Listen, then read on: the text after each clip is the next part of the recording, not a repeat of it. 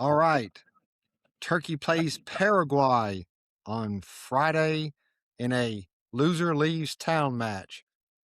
Maybe not necessarily, but we have to win this game. I don't think it's going to be easy.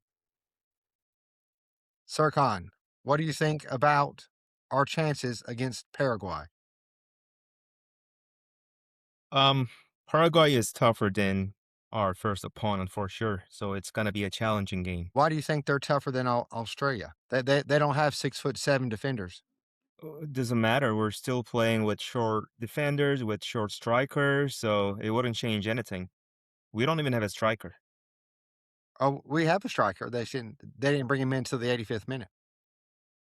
Well, that's a different story. So I think this is going to be a challenging game because the U.S. score is deceiving. Paraguay is going to play just like Australia. They're going to park the bus, wait for us to counter. It's not going to be an open game. The reason the U.S. scored all those goals, they got what we couldn't get. They got an early own goal. They got the own goal early in the game. That opened the game. Paraguay had to attack. Once they attacked, that gave Pulisic all the room he needed to find more people. Then here comes go. If we had scored an early goal, Arda would have had room. We'd have probably won that game going away 3-1. But we couldn't score. So they kept sitting, instead stayed compact, and we couldn't get through it. So if we don't score early against Paraguay, we're going to be in for the same type of game if we do not change this lineup. Well, we gotta change our game strategy. Instead of like trying through balls or crosses from the wingers, we gotta do some like short creative passes. Yeah, like That's up the what we were lacking in the first game. So let's talk about the lineups that each of us want. So I for sure do not want Karen playing striker. He's not meant to be a striker. No, he's a winger and he's small. Like I said in the Australia recap, when he ever got the ball, he had it for like a second or two before they took it away from him, just pushed him off the ball. Right. So that's what we don't need. And that's why I don't want Arda playing in the middle. Everybody loves Arda. I don't love Arda as much as everybody does for What do you this mean one by reason. middle? So Arda was in the middle. He kept playing in the middle in that game.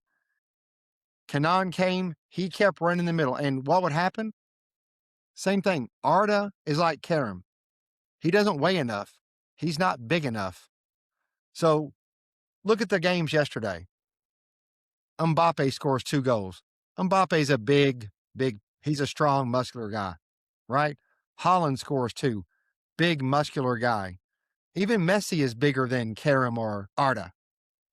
Scored 3 from the midfield. If you want to have a real effective forward, they can't weigh 120 and 130 pounds. Well, we don't have They, one. That's the problem. they just can't. Who is gonna come from the bench? There's no replacement for Kerem. I mean, you can always play Barış as a striker. We tried that before, and he Right. did well. And then we have Deniz Gül on the bench.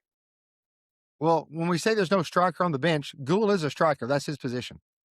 That's the only player on our team whose position is striker. But is he our ideal striker? That's the question we want to answer. Is he So- what we're looking for? So to me, right now, Deniz Gül is like the last girl at the bar at 3 a.m. Might not be the girl you wanted at 10 p.m., but it's the girl you're going to take home at 3 a.m. because she's the only one there. So Gül's the only striker that we have.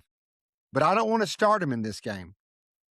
Here's what I want. I want Arda playing up top as a false 9. Kenan on the left. Barış on the right where we can use his speed. And I want Can Uzun starting at his natural position at a playmaking 10. But how is he going to cope with those tall defenders? I mean, we had the same problem with Kerem. He couldn't handle that, right? Paraguay doesn't have tall defenders. They have normal sized defenders. Everyone in that team is going to be taller than Arda. Arda is like 5'7". They have normal size defenders. Well, that's why that's why I want Barish. I want this triangle of Uzun, Barish, and Arda, where we can operate in there, and then Kenan handling that. The problem against Australia, even my wife, who barely watches football, right? And about the 35th minute, she's yelling, "No one's on the right. Why isn't anyone on the right?" It I was so kissed her. So obvious. I'm like, "You're correct, my love. No one is on the right. Everything's coming from the left." And so they were overloading the left. And so this way, if you've got Kenan over here and Barish, I know Barish isn't the most technical guy ever, but he's got speed and strength. So if you have both of them pushing in with John, and John Uzun is a bigger, stronger person than Arda to handle that 10 position fighting people off, I think we can have a much more efficient attack. We had plenty of shots on goal. The problem was, except for Abdülkerim's, none of them were great shots on goal. Like, I hate that they count a shot on goal when you kick it like as soft as you can and the keeper just picks it up and it's in front of the goal. The only concern that I have with John, he only appeared 2 games for the national team. So we don't know if he's going to be able to blend in or not. It can't be any worse than the last game when we scored no goals. We scored no goals. I don't think Kuchlu, this isn't his type of game. He's not this type of midfielder. I will play Barish as a striker. I mean, he has proven to do well in that position, right? We tried him before and he did well. So I say, why not? So you say move Barish to striker and move Arda to the right wing? No, Arda is an attacking midfielder. Arda is not a winger. That's how he plays for Real Madrid. He's an attacking midfielder. So we don't see too many number 10s nowadays, right? We only have a few in Europe and, in fact, in the whole world. Arda is one of those 10s that can be creative in attacking midfield area. So I think we'll get the best out of him if we play him in the right position, which happens to be the attacking midfielder. So who do you have on the right? We don't have too many options to choose from. We have Yunus, we have Oz.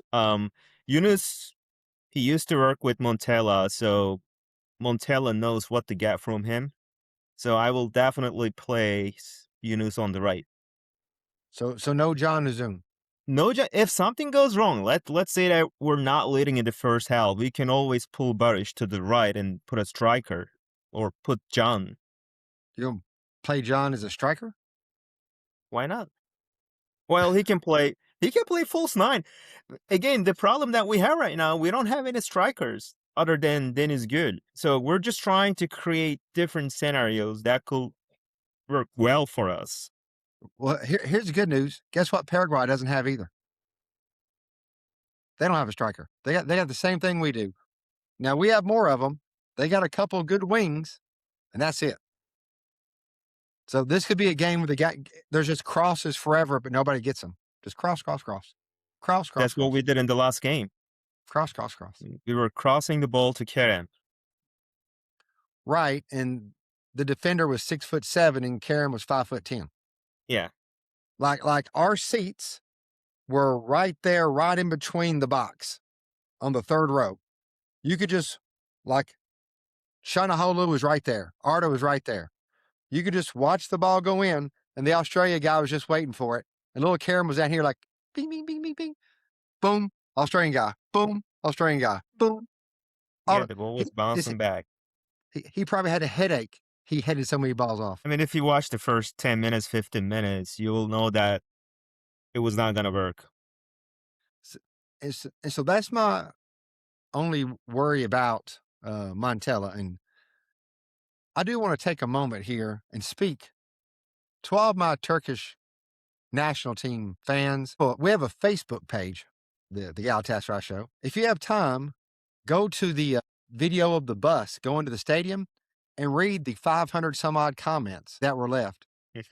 Me and my wife and family took a walk in the park in Vancouver on Sunday. And I told her what was going on, and she started reading them, and she was like, "Oh my gosh, oh Brad, oh my gosh." I mean, the comments were like, "These soulless people, these selfish, soulless people, just take your money, enjoy your vacation, enjoy your time getting your haircuts." You'd have thought we lost every game 7-0. There's so much negativity in the atmosphere.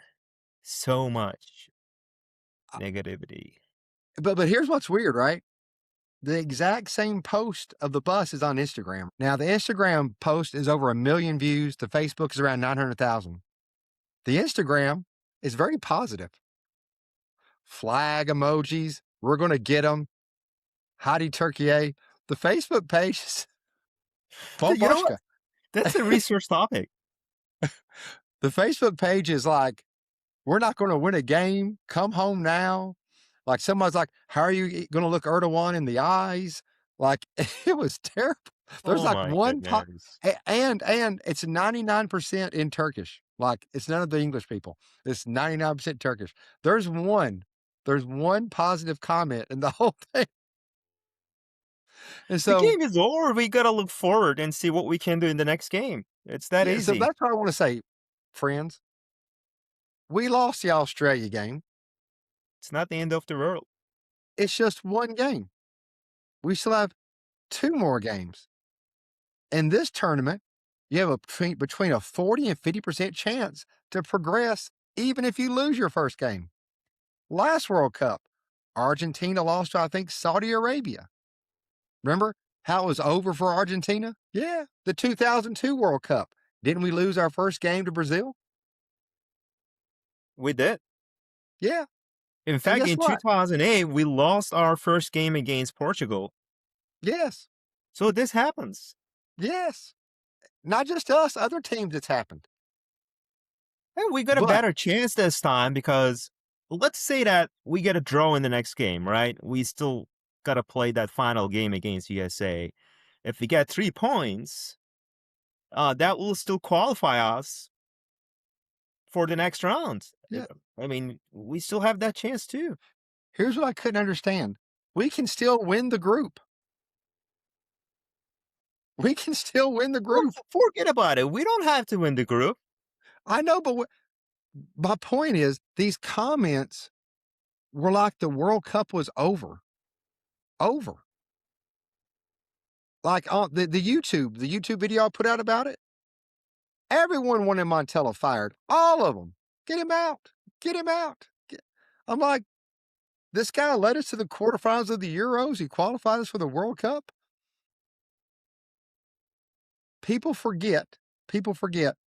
This is Montella's first game. That was his first game coaching in the World Cup. That was all of those players' first ever game in the World Cup, right? I'm watching Argentina last night. 7 of their 11 starters played in the World Cup final 4 years ago. Super experience. And like Norway, they weren't in the last World Cup, but guess what? They have Holland. So he scores their goals. We don't have a Holland. Plus, this is our first World Cup after 24 years. It's not like we're attending World Cup like every 4 years. Yeah, where we're grizzled World Cup veterans. But that's my thing. Because I love my Turkish people. I want them to enjoy this World Cup. You got to put Australia behind you. It happened. It happened. Did Montella get out coached? Yes, he did. Was he too stubborn? Yes, he was. Were our players not mentally ready? No, they weren't. But again, none of us were. If you saw the video at that brewery, there's like 15 Turks there. The worst score anybody predicted was 2-0 Turkey. Everybody was 3-1. One guy said 5-0. No one you talk to. And everybody was saying who was going to score. No one said Australia. I talked to Australia people. They were hoping for a draw. So I don't think anybody but the Australia players thought they could win. And We gotta look at this as an accident. So this was an accident, and we're done with it. Galatasaray people, let's take it back to the Champions League. Remember? Anybody remember Eintracht Frankfurt? Go back to social media after that game. Were we going to get a point in the Champions League? No. Should we even bother playing any more Champions League games? No. And that was a 5-0 game. This was just 2-0, and we had the ball 70% of the time. Well, So full possession does not mean anything. right, but my point is, if Galatasaray can lose to Eintracht Frankfurt 5-0 and still go to the final 16 of the Champions League, wouldn't that tell you that Turkey can lose? I'm sorry, I got in trouble for this too. Türkiye can lose 2-0 and still move on. Of course it does. Well, I think we're gonna move on. But we gotta win the next game and see if we can get a point from USA. So 4 points will lead us to the next round. So I've got one more change I want to make along the back line. I want Ozan Kabak in the middle. And I also want Mert Mulder as a right back. So This you'll guy take plays out good Zeki? for the national team. Yeah, take Zeki out. All right, so take Zeki out and we'll have Ozan and Mert on the right side. Right, and don't touch Abdülkerim anything and else. Freddie on the left. I think Yeah, we got I'm a good. good I'm good. spot. We just got to blend those players in. I'm good with that. Same And here. I want to keep Hawk on. I want to keep Ismail. Yeah, absolutely. Yeah, and then and we're going to start better, just because Kenan Yildiz is going to start. So the reason that he didn't start last time because he was injured and he was not fully fit. Bro, I don't have a clue. I mean, if you're in, so he started training the last training session before the game. But my whole thing has been, and this is one of my Montella criticisms, if he was healthy enough to come in at halftime and look as good as he did that 45 minutes plus 15 minutes of halftime plus the hydration break. So that was 65 minutes. Did that hour make him that much healthier that he could then play at halftime? Well, I think he wanted to save him for the next games. He didn't want to risk him. Right. But this is my thing. When you know how important winning your first game is, don't save people for the second game when you're in a must-win situation. Yeah, he just didn't see Australia as a strong opponent. Well, that's the problem. There's several things. You should I won't get it. Take Karam out at halftime. Bring Gould in. I don't know. Why are you bringing 2 defenders in the 70th minute when you're losing by 2 goals? That made no sense. I know. He brought Salih Özcan in and one other defender. Oh, Mert Mulder. We're losing. Yeah. We're losing 2-0. Why aren't we bringing strikers to the field? Oh, we brought the striker in the 85th Well, minute. it was mid at 85 or 86. It was kind of like too late for everything. Yeah. He caught Ocon Hoja syndrome. It happens. People make mistakes. So. He's a human being. He is. Now, where are you today? It looks very picturesque where you are, Serkan. I'm in Bodrum right now. Bodrum. That's great. Now, where are you going to watch the game on Friday? I think I'm gonna watch it here. All right. On the boat. We're having a meetup in Chattanooga at Shady's Corner. They're gonna give us the patio. I saw that. Really like to be there, but I won't be back home until July. We'll miss you. Seni çok özledim. Teşekkür ederim. Eyvallah. All right, so what's your prediction? I think we're gonna win 2-1. 2-1? Yeah. I think with the changes, we're gonna shut them out. 2-0. No. As long as we get those 3 points, I don't mind the score. 2-1. My caveat is, if you get a goal early, it could be worse because it's going to open them up. Just like I'm watching some of the games yesterday. Nobody was parking the bus. They were all just getting after it. It's like those games where you've got Messi and Holland and Mbappe and these people, these other teams can't afford to park the bus. They know they're going to score. Right. And so they're like, we got to go for it. And so those games are so much more open. Whereas that Australia game, they weren't sure if they were going to score. So they play that way. And all it took was us to funnel down that right side and we were losing.